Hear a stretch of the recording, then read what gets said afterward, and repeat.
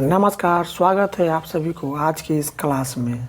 आज की क्लास होगी हम लोगों की 30 जनवरी 2023 को आपका सीटेट पेपर 1 में जो हिंदी से प्रश्न पूछा गया था, उन सभी प्रश्न को आज हम पढ़ेंगे। ये सभी प्रश्न आपका प्रीवियस ईयर क्वेश्चन है जो आपका 30 जनवरी 2023 को आपके एग्ज़ाम में पूछा गया था। आप कुछ नहीं, सिर्फ 2011 से लेकर वर्ष 2011 से लेकर के 2024 तक अब तक सीटेट की एग्ज़ाम में जितने भी प्रश्न पूछा गया है, सिर्फ उतना ही प्रश्न को पढ़ लेते हैं तो मैं लिखित गारंटी देता हूं कि आप सीटेट की एग्ज़ाम पास कर जाएंगे। कुछ नहीं दोस्तों, यही सब प्रश्न आपका सीटेट की एग्ज़ाम में पूछा जाता है। थोड़ा बहुत प्रश्न का भाषा को बदला जाता है, लेकिन प्रश्न का बेस जो है इसी तरह से होती है। तो आप केवल प्रीवियस ईयर क्वेश्चन को अच्छा से पढ़ लेते हैं। अब तक सीटेट के एग्ज़ाम में जितने भी प्रश्न पूछा गया है, उतना प्रश्न को आप ईमानदारी पूर्वक पढ़ लेते हैं तो आप निश्चित रूप से सीटेट की एग्ज़ाम पास कर जाएंगे। हम आपके लिए लगातार वर्ष 2011 से लेकर के आज हमारा वर्ष 2023 30 जनवरी वर्ष 2023 में आपका कई डेटों में सीटेट का एग्ज़ाम हुआ है। उन सभी डेट का आपके सीटेट की परीक्षा में पूछे गए प्रश्न को हम आपको पढ़ा रहे हैं। ठीक है, आज हम पहुंच गए हैं वर्ष 2023 में। 2011 से आज हम पहुंच गए हैं वर्ष 2023 में। इसके पीछे 22 यानी 2011 से लेकर 2022 तक आपका परीक्षा में जितने भी प्रश्न पूछा गया है, सभी का वीडियो अपलोड कर दिया हूँ। वीडियो नहीं देखे हैं तो जाकर वीडियो देख लीजिएगा। और आज हमारे क्लास होगा वर्ष 2023 में 30 जनवरी को। कब? 30 जनवरी को वर्ष 30 जनवरी को जो आपका सीटेट की एग्ज़ाम में प्रश्न पूछा गया था हिंदी से, उस प्रश्न को आज हम पढ़ेंगे। चैनल पर नए आए हैं तो चैनल को जरूर सब्सक्राइब कर लीजिएगा, ताकि इस तरह से जो भी हम प्रश्न लेकर आएंगे इसकी जानकारी सबसे पहले आपको मिल जाएगी। और वीडियो को शुरू से लेकर अंत तक ज़रूर देखिएगा, क्योंकि बीच में ही स्किप कर दीजिएगा तो आपको समझ में नहीं आएगा। तो वीडियो को शुरू से अंत तक ज़रूर देखिएगा और वीडियो को अधिक से अधिक अपने दोस्तों में शेयर ज़रूर कीजिएगा। चलिए शुरुआत करते हैं पहला प्रश्न से। यहाँ पर दिया हुआ है आपका निर्देश 121 से 128, निम्नलिखित गद्यांश को पढ़कर पूछे गए प्रश्नों के सही या सबसे उपयुक्त उत्तर वाले विकल्प को चुनिए। आपका हिंदी में गद्यांश और पद्यांश दोनों से मिलाकर कुल 15 नंबर का प्रश्न पूछा जाता है। गद्यांश दे देगा और उसी गद्यांश में आपका उत्तर छुपा हुआ रहता है। तो पहले आपको गद्यांश को ध्यानपूर्वक पढ़ना है और उसी गद्यांश से प्रश्न आपका पूछा जाएगा, उसी गद्यांश से क्वेश्चंस आपसे पूछा जाएगा। तो गद्यांश को ध्यानपूर्वक पढ़ना है। यदि गद्यांश को ध्यानपूर्वक पढ़ लेते हैं तो 15 में 15 नंबर आप हिंदी में लेकर आ जाएंगे। ठीक है, तो पहले यहाँ आपको गद्यांश जो दिया हुआ है उस गद्यांश को ध्यानपूर्वक पढ़ेंगे। गद्यांश है, जंगल काटकर मैंने गांव खड़े किए, कस्बे और नगर बनाए। जंगल काटकर मैंने क्या किया? कस्बे और नगर बनाया। मैं भूमि के साथ बिकता रहा, मैं भूमि के साथ बिकता रहा, फिर धीरे धीरे मैंने महानगर बनाए। पहले जंगल काटकर क्या बनाए? गांव खड़ा किया, ठीक है, गांव और कस्बे और नगर बनाए जंगल काटकर। और फिर क्या किया? मैं भूमि के साथ बिकता रहा, फिर धीरे धीरे मैंने महानगर बनाए। ठीक है, पहले तो जंगल काटकर गांव खड़ा किया, उसके बाद कस्बा और नगर बनाए, उसके बाद क्या किए हम? धीरे धीरे महानगर बनाए, जिनमें कारखानों मिलों का दैत्य शोर और धुआं उगलने लगा। जिनमें क्या हुआ?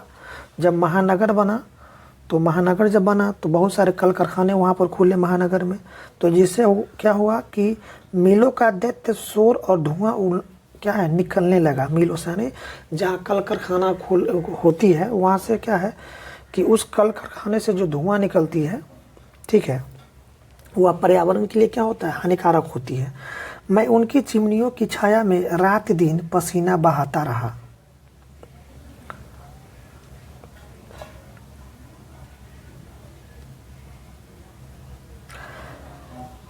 बैलगाड़ी से रथ बने, हमने भाप से चलने वाले इंजन गढ़ लिए। इंजन जो जमीन पर दौड़ते थे, पानी पर तैरते थे। बैलगाड़ी रेल बनी और नाव जहाज। बैलगाड़ी क्या बनी? रेल बनी, और नाव क्या बनी? जहाज बनी। रेल पानी में आग लगा, घंटों सैकड़ों मील दौड़ने लगी। जहाज आसमान चुमती लहरों पर तूफानों में नाचने लगे। पर मैं वहीं का वहीं रह गया, वहीं का वहीं मजदूर। अब यहाँ पर देखिए गद्यांश से प्रश्न आपका पूछा जा रहा है। प्रश्न की मिलों का दैत्य शोर मेरे रेखांकित पदों का आशय है। बताइए राइट आंसर क्या होगा? मिलों का दैत्य शोर मेरे रेखांकित पदों का आशय। दैत्य शोर का मतलब क्या होता है? दैत्य शोर का आशय क्या है? तो दैत्य शोर का आशय मीलों से निकलने वाली भयानक ध्वनि। मीलों से निकलने वाली भयानक ध्वनि, जिसको क्या कहा जाता है? दैत्य शोर कहते हैं। तो दैत्य शोर का आशय है मीलों से निकलने वाली भयानक ध्वनि। तो आपका राइट आंसर 2 राइट आंसर हो जाएगा।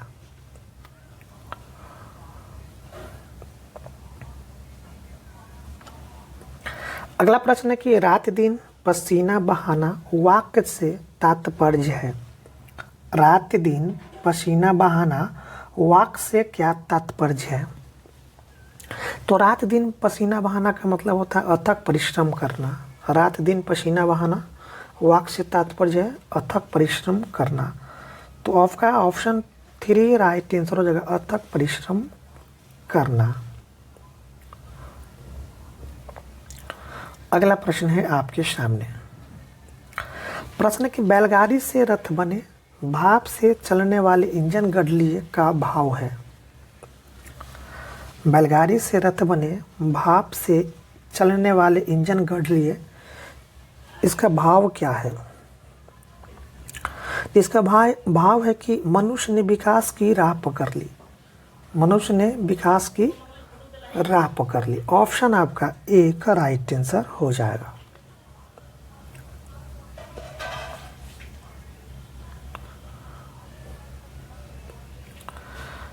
चलते हैं अगले प्रश्न की तरफ।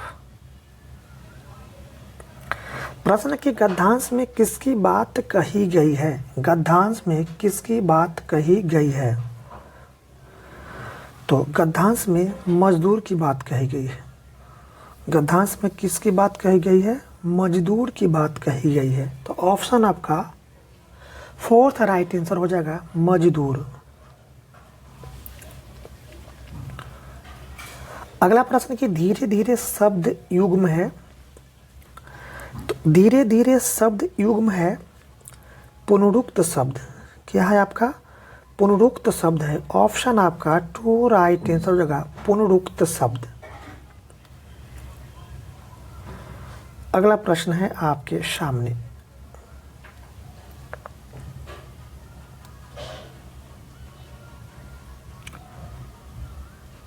प्रश्न की जंगल काटकर मैंने गांव खड़े किए, कस्बे और नगर बनाए। वाक्य का आशय है कि तो जंगल काटकर मैंने गांव खड़े किए, कस्बे और नगर बनाए। इस वाक्य का आशय क्या होगी? तो इस वाक्य का आशय जंगल की भूमि साफ करके गांव, कस्बों और नगरों का निर्माण किया। जंगल काटकर मैंने गांव खड़े किए, कस्बे और नगर बनाए। इस वाक्य का आशय है कि जंगल की भूमि साफ करके गांव और कस्बों और नगरों का निर्माण किया। ऑप्शन आपका थर्ड राइट आंसर हो जाएगा।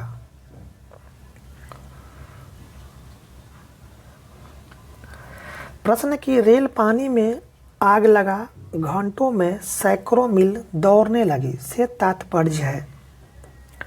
रेल पानी में आग लगा, घंटों में सैकड़ों मील दौड़ने लगी से क्या तात्पर्य है? तो भाप वाले इंजन की सहायता से तेज गति के यातायात साधन बना लिए। रेल पानी में आग लगा, घंटों में सैकड़ों मील दौड़ने लगी से मतलब है कि भाप वाले इंजन की सहायता से तेज गति के यातायात के साधन हम क्या कर लिए? बना लिए। ठीक है, तो ऑप्शन आपका एक राइट आंसर हो जाएगा। भाप वाले इंजनों की सहायता से तेज गति से चलने वाले यातायात साधन बना लिए। चलते हैं अगले प्रश्न की तरफ। प्रश्न की फिर धीरे धीरे मैंने महानगर बनाए। वाक्य में रेखांकित शब्द डैश कारक है। फिर धीरे धीरे मैंने महानगर बनाए। वाक्य में रेखांकित शब्द डैश कारक है। क्या है आंसर होगा बताइए। तो फिर धीरे धीरे मैंने महानगर बनाए। वाक्य में रेखांकित शब्द जो है यह कर्म कारक है।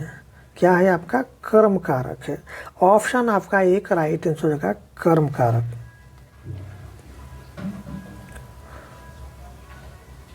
चलते हैं अगले प्रश्न की तरफ।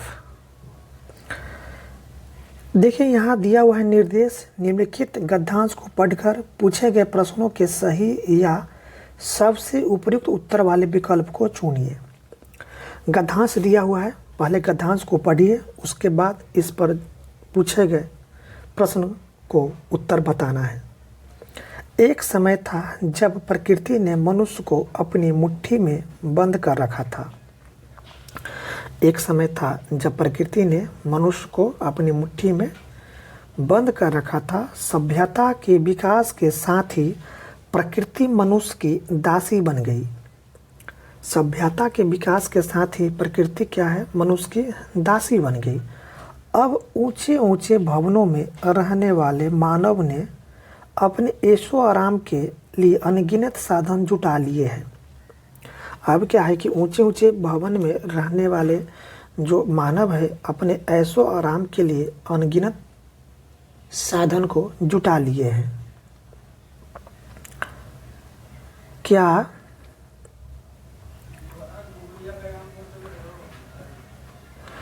जल, क्या थल, क्या अंबर सभी मनुष्य के अधीन है। अब कोई ऐसा रहस्य नहीं जिसका व्यापक ज्ञान मानव को न हो। एवरेस्ट के सर्वोच्च शिखर को भी मनुष्य के समक्ष नतमस्तक होना पड़ा है। इसका कारण है मनुष्य का अदम्य साहस, कभी न हार मानने वाली प्रवृत्ति। यह जरूरी है कि सफलता पाने के लिए धैर्य तक पहुंचने की तीव्र उत्कंठा, लगन और आत्मविश्वास होनी चाहिए।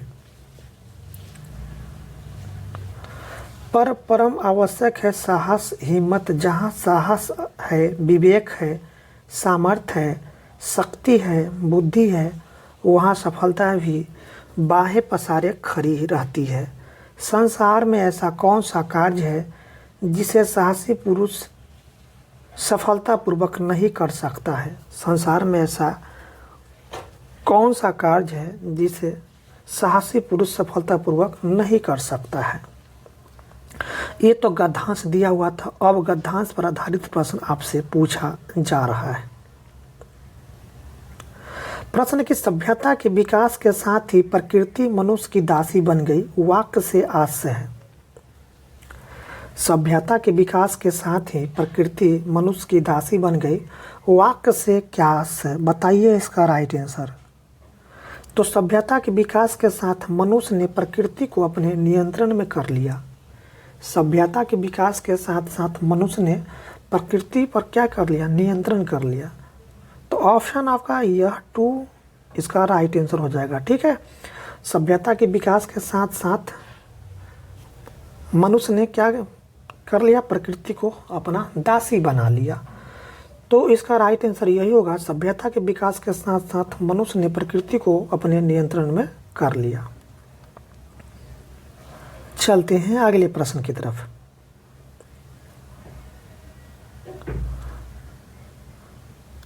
प्रश्न है, अब कोई ऐसा रहस्य नहीं जिसका व्यापक ज्ञान मानव को न हो से तात्पर्य है। अब कोई ऐसा रहस्य नहीं जिसका व्यापक ज्ञान मानव को न हो से क्या तात्पर्य है।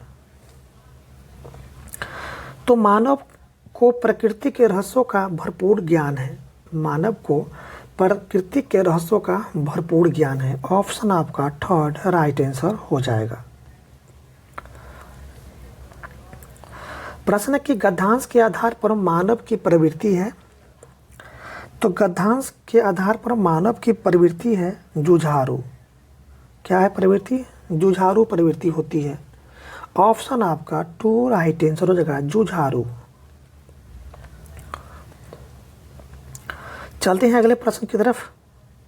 प्रश्न की कैसे व्यक्ति सभी कार्य सरलता से प्राप्त कर लेते हैं। कैसे व्यक्ति सभी कार्य सरलता से प्राप्त कर लेते हैं। यहाँ पर ऑप्शन दिया हुआ है, आलसी व्यक्ति, साहसी व्यक्ति, विलासी व्यक्ति और विश्वासी व्यक्ति। इन चारों में से कौन सा सही आंसर होगा। कैसा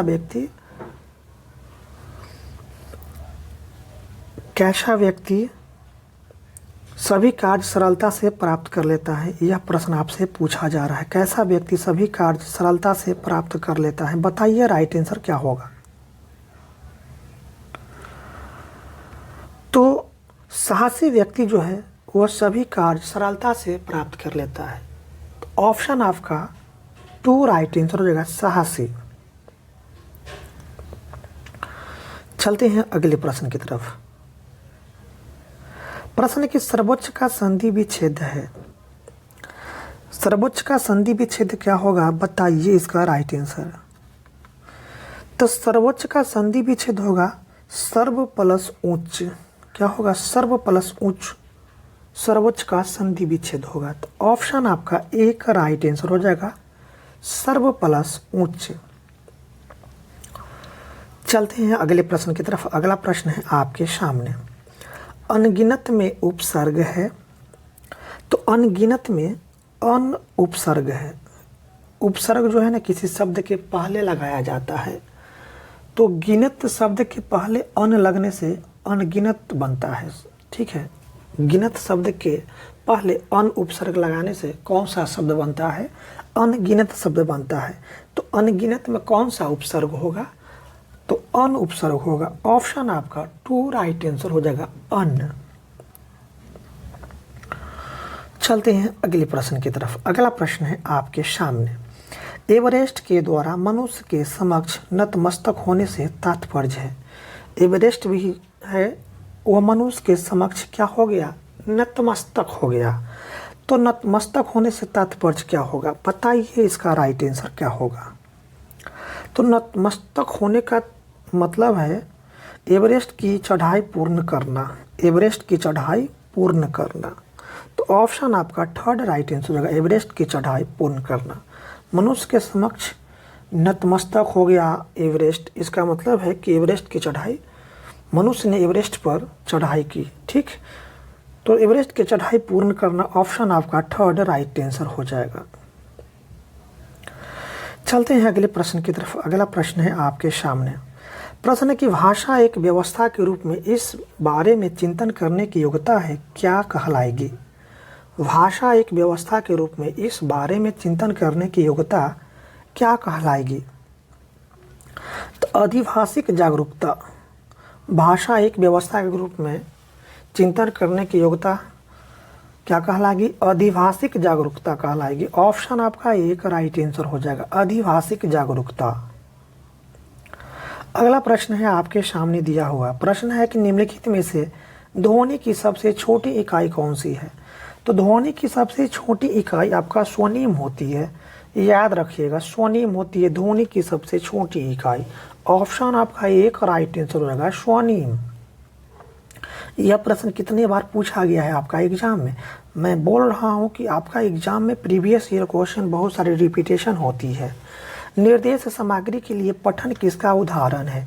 निर्देश सामग्री के लिए पठन किसका उदाहरण है? तो निर्देश सामग्री के लिए पठन लेखन पठन संप्रेषण चैनल का उदाहरण होती है। लेखन पठन संप्रेषण चैनल का आपका उदाहरण है।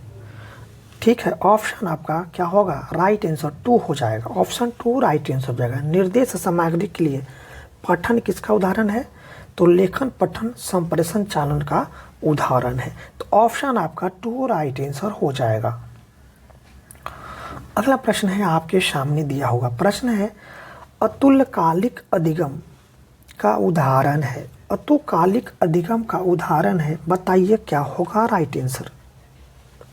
अतुल्यकालिक अधिगम का उदाहरण कौन सा है? यहाँ पर दिया हुआ है ऑप्शन आपका 4 तुरता संदेश, ऑप्शन 2 है वीडियो कॉन्फ्रेंसिंग, ऑप्शन 3 है तुरता वार्तालाप, ऑप्शन 4 है पाठ्य पुस्तक। इन चारों में से अतुल्यकालिक अधिगम का कौन सा उदाहरण है? तो अतुल्यकालिक अधिगम का उदाहरण है पाठ्य पुस्तक। क्या है आपका? पाठ्य पुस्तक है। ऑप्शन आपका 4 राइट आंसर हो जाएगा, पाठ्य पुस्तक। चलते हैं अगले प्रश्न की तरफ। प्रश्न है जब अध्यापक अपनी कक्षा में बच्चों को उपयुक्त एवं प्रभावशाली संप्रेषण सिखाने के लिए नियम बताते हैं तो वे किस बात पर बल दे रहे हैं? जब अध्यापक अपनी कक्षा में बच्चों को उपयुक्त एवं प्रभावशाली संप्रेषण सिखाने के लिए नियम बताते हैं तो वे किस बात पर बल दे रहे हैं? बताइए इसका राइट आंसर क्या होगा?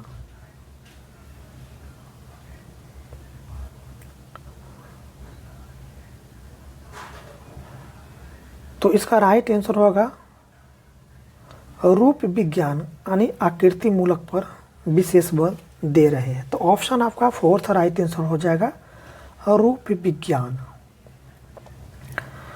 अगला प्रश्न है आपके सामने।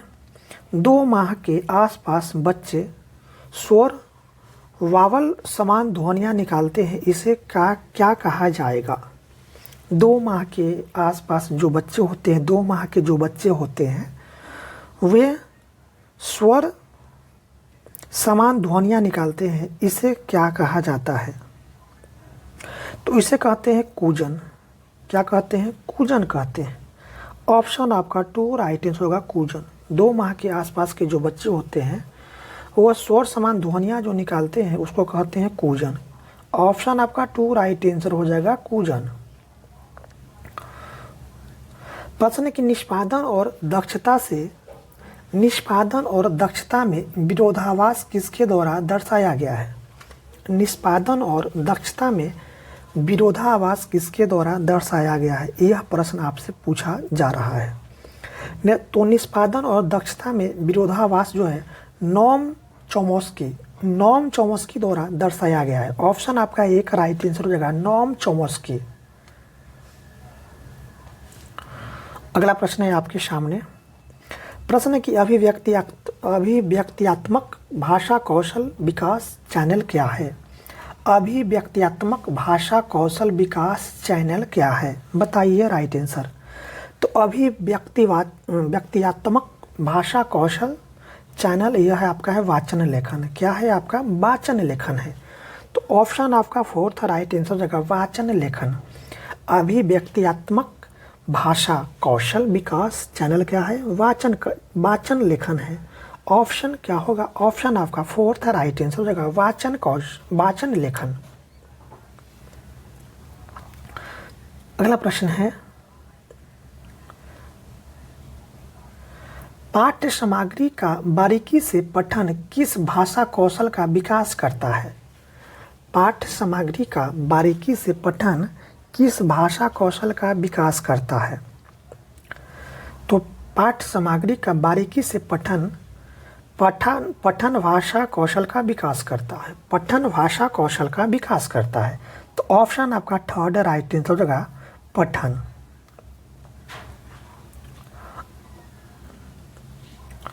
प्रश्न की वाचन में कौन सा क्रम है? वाचन में कौन सा क्रम है? तो वाचन में विषय वस्तु अभिव्यक्ति यह क्रम है। विषय वस्तु अभिव्यक्ति वाचन में कौन सा क्रम है? विषय वस्तु अभिव्यक्ति। ऑप्शन आपका एक राइट आंसर हो जाएगा विषय वस्तु अभिव्यक्ति।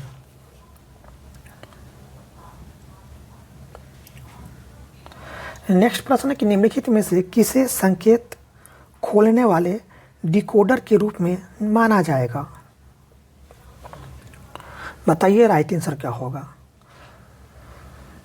तो संकेत खोलने वाले डिकोडर के रूप में माना जाएगा ग्रहणकर्ता को। किसको माना जाएगा? ग्रहणकर्ता को।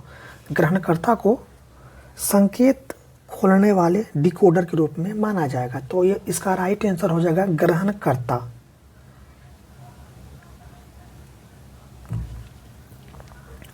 अगला प्रश्न है,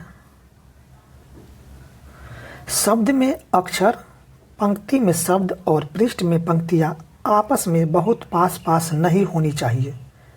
यह किस ओर संकेत करता है? शब्द में अक्षर, पंक्ति में शब्द, पृष्ठ में पंक्तियां आपस में बहुत पास पास नहीं होनी चाहिए। यह किस ओर संकेत करता है? तो यह लिखावट में अंतराल, फासला छोड़ना। ठीक है, लिखावट लिखते समय उसके बीच में जो फासला छोड़ा जाता है उसी को कहते हैं हम पंक्तियों में पास पास नहीं होना चाहिए। ठीक है, लिखते समय हम जो बीच में जो गैप छोड़ते हैं, उसके बीच में जो दूरियां छोड़ते हैं, ठीक है, तो यह किसकी ओर संकेत करता है? यह लिखावट में अंतराल यानी फैसला छोड़ने के ओर संकेत करता है। तो ऑप्शन आपका थर्ड राइट आंसर हो जाएगा।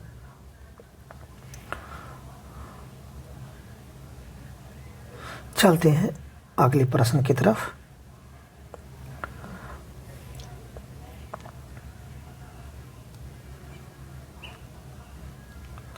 प्रश्न की निम्नलिखित में से कौन सा भारत में अंग्रेजी भाषा की भूमिका के बारे में सही नहीं है? निम्नलिखित में से कौन सा भारत में अंग्रेजी भाषा की भूमिका के बारे में सही नहीं है? तो अंग्रेजी भारतीय भाषाओं का स्रोत है। अंग्रेजी भारतीय भाषाओं का स्रोत है। यह भारत में अंग्रेजी भाषा की भूमिका के बारे में सही नहीं है। ठीक है, अंग्रेजी जो है वह भारत की भाषा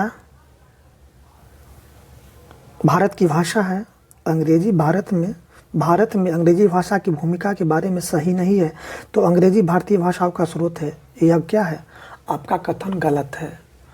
अंग्रेजी भारतीय भाषाओं का स्रोत नहीं है। ठीक है, तो ऑप्शन आपका क्या होगा? ऑप्शन आपका फोर्थ राइट आंसर हो जाएगा।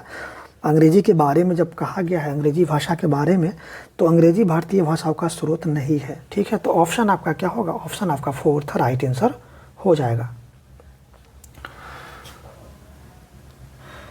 अगला प्रश्न है कि ग्राहमशील भाषा कौशल विकास चैनल क्या है?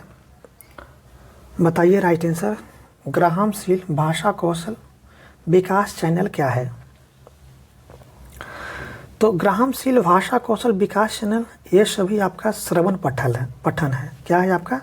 श्रवण पठन है। ऑप्शन आपका थर्ड राइट आंसर होगा श्रवण पठन। ग्राहमशील भाषा कौशल विकास चैनल ये सब क्या है? आपका श्रवण पठन है। ऑप्शन आपका थर्ड राइट आंसर होगा श्रवण पठन।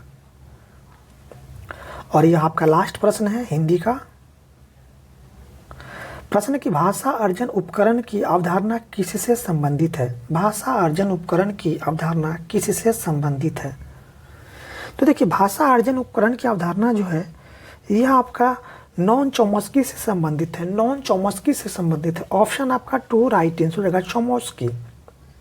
तो दोस्तों, इस तरह से 30 जनवरी 2023 को आपका जो सीटेट पेपर 1 में हिंदी से प्रश्न पूछा गया था, सभी प्रश्न समाप्त हुआ। कुछ नहीं, आप सिर्फ 2011 से लेकर के 2024 तक अब तक सीटेट के एग्जाम में जितने भी प्रश्न पूछा गया है, सिर्फ आप प्रीवियस ईयर प्रश्न को पढ़ लेते हैं तो आप उसी प्रीवियस ईयर प्रश्न को पढ़कर सीटेट की परीक्षा पास कर जाएंगे, क्योंकि प्रश्न यही सब पूछा जाता है। प्रश्न का जो लेवल होता है यही होती है।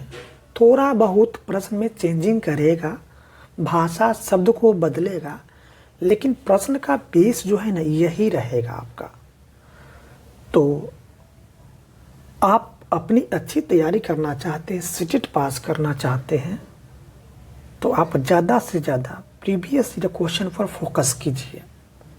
आपकी तैयारी बहुत अच्छी हो जाएगी। और हम आपके लिए लगातार जब से सीटेट की एग्ज़ाम की शुरुआत हुआ है तब से, यानी 2011 से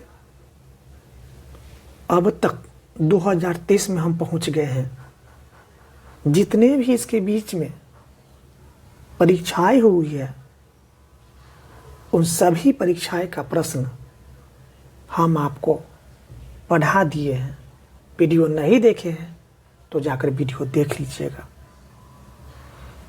तो हमारा आज 30 जनवरी 2023 को जो प्रश्न पूछा गया था आपका सीटेट पेपर 1 में हिंदी से, सभी प्रश्न समाप्त हुआ।